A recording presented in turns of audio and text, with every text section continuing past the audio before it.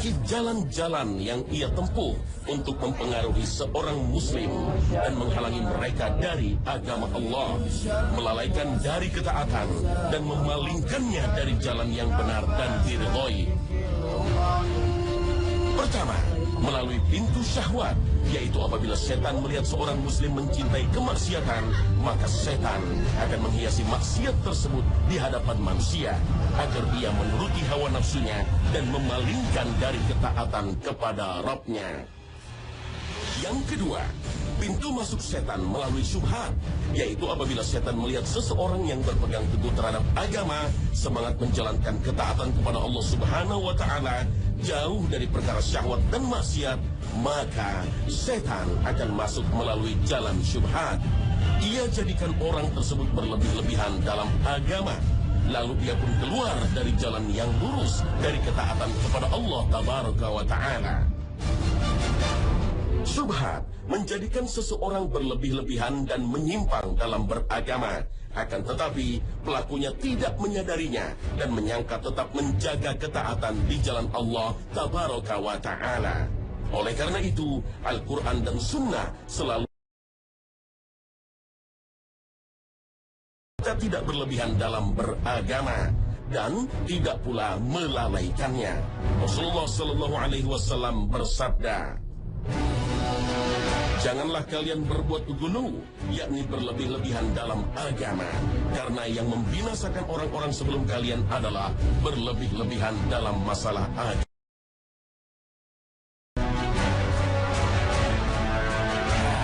Kisah yang Anda saksikan ini adalah kisah dari Tasikmalaya tentang kesombongan jin yang bertahun-tahun menghuni tubuh seorang pria karena tanpa ia sengaja ia telah melakukan amalan yang tidak sesuai dengan perintah Allah demi mendapatkan bekal rasa percaya diri.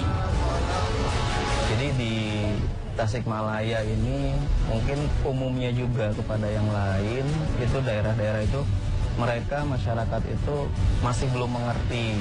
Mereka berobat ke dukun-dukun, ke ajengan, ataupun misalkan yang paranormal, orang pinter bilangnya seperti itu. Padahal pada saat mereka berobat, mereka karena ketidaktahuan mereka itu sebenarnya bukan diberikan obat, tetapi itu ternyata ya diberikan sesuatu amalan-amalan yang tidak sesuai dengan sunnah Rasul. Pemirsa, thalabul ilm faridatun ala kulli muslim. Mencari ilmu itu wajib untuk setiap umat Islam.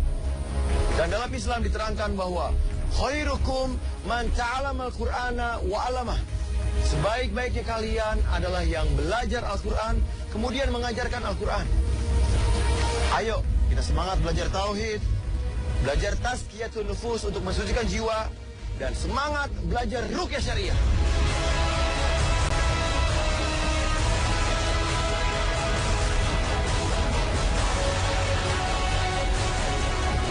Usep, seorang pria asal Tasikmalaya ini mulai menjalani amalan-amalan kepada seseorang yang mengaku kiai sejak ia merantau ke kota besar untuk mencari pekerjaan. Kala itu, ia tidak menyadari bahwa amalan yang dijalaninya tidak sesuai dengan tuntunan Al-Quran dan hadis. Karena saya merantau gitu ya, kemudian ada rasa kurang percaya diri mungkin ya. Kemudian pas lagi cuti saya ada di koran itu ada berita mengenai mempelajari tenaga dalam Islami gitu, di situ ada kata Islaminya. Dalam ajaran sang dukun berkedok kiai ini, Usep harus melakukan zikir setiap hari dengan jumlah-jumlah tertentu. Setiap kali mengamalkan itu, anggota badan saya bisa bergerak. Ada semacam tangan jadi keras, ada gerakan-gerakan yang di luar kontrol saya. Mulanya ia tidak menyadari keanehan pada amalan yang ia jalani. Namun, akhir-akhir ini ia seringkali mengalami gangguan seperti mimpi-mimpi buruk, rasa sakit di kepalanya, hingga sulit sekali menjalankan sholat.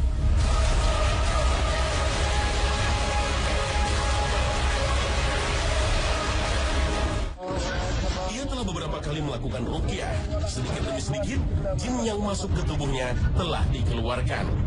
Namun, masih ada jin sombong yang mengaku telah memiliki kerajaan dengan ribuan pasukan di dalam tubuh Usep. Setelah diruqyah itu ada beberapa kelompok jin sebenarnya. Waktu dulu itu sudah ada, kami itu sudah meruqyah, ada yang keluar, alhamdulillah. Lalu di training selanjutnya juga sama, ada beberapa yang keluar. Namun satu inilah itu yang mungkin bosnya itu, rajanya itu, yang itu dia punya pasukan yang paling banyak, jinnya itu, dia mengaku dia punya kerajaan di dalam tubuhnya. Dia merasa paling hebat, dia merasa paling kuat tadi, sehingga ya kita inginnya itu rajanya itulah yang kita akan kita dakwahkan.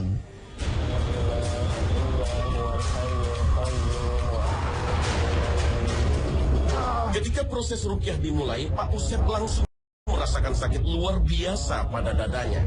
Hanya dengan mensucikan jiwa, membersihkan hati dari penyakit, jin dalam tubuh Usep langsung memberontak. Inilah salah satu ciri kesombongan jin. Ia tak mau mengakui kelemahannya dan senantiasa merasa hebat. Sifat sombong iblis yang merasa lebih baik dari manusia membuat iblis tidak taat kepada perintah Allah.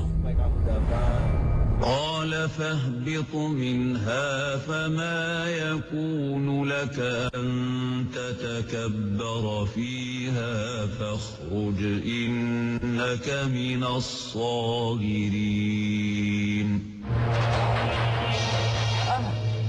Turunlah engkau dari surga karena engkau tidak patut